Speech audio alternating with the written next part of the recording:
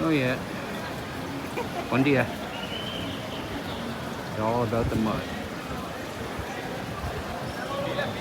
I don't know. This guy here to move mud.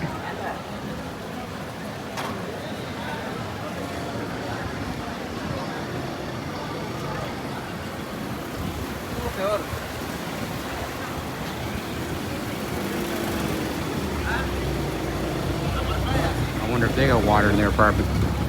We're not gonna have water for probably 3 or 4 days. Looks like they're working on it.